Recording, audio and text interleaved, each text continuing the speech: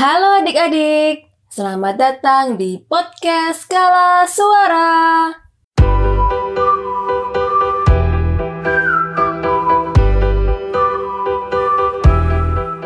Hari ini, kakak punya cerpen untuk kalian. Perhatikan baik-baik dan temukan amanat atau pesan yang ada di dalam cerpen tersebut ya. Cerpen ini berjudul Anita yang suka marah.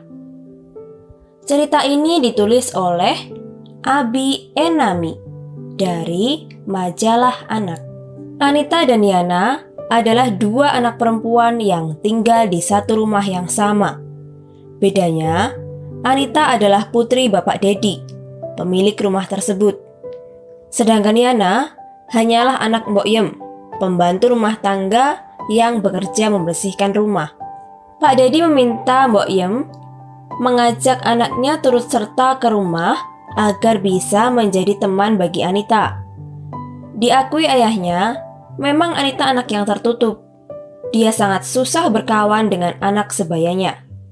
Mungkin juga karena sifatnya yang cenderung emosional. Apa kabar? Namaku Yana. Semoga kita bisa menjadi teman baik. Sapa Yana saat dulu pertama kali bertemu Anita. Wajah Anita terlihat datar. Hanya pandangan sinis yang muncul dari raut mukanya. Ayah, kenapa sih Mbok Yem harus membawa si Yana ke sini? Tanya Anita ketus. Supaya kamu tidak hanya berdiam diri di kamar saja.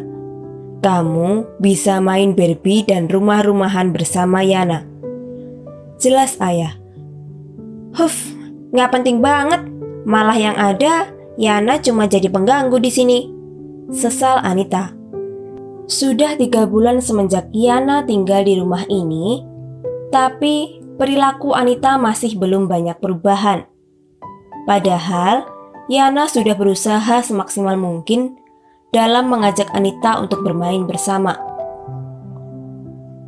Suatu hari, ayah meminta Anita dan Yana untuk membersihkan rumah dengan tujuan agar mereka terjalin kekompakan di antara keduanya.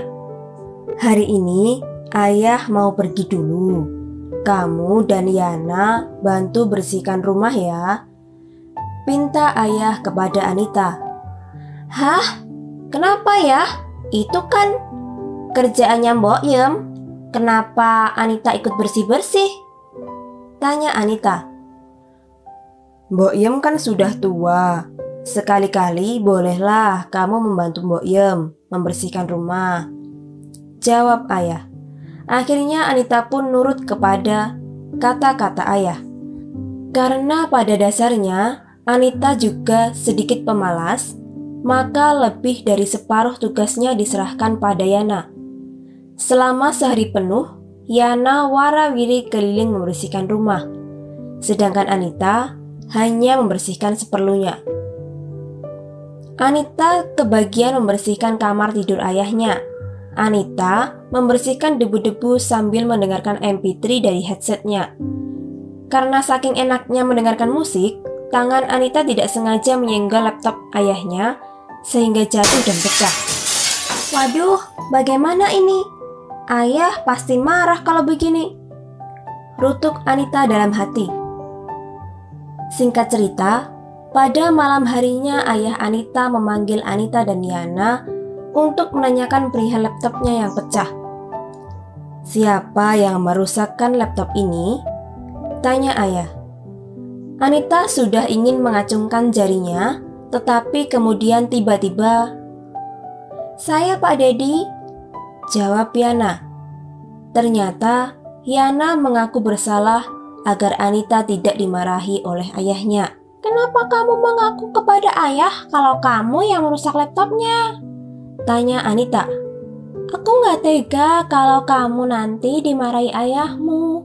Jadi aku putuskan biar aku saja yang menggantikan kamu, jawab Yana. Kamu jangan marah-marah lagi ya Anita. Aku ingin sekali bisa berteman denganmu, pinta Yana.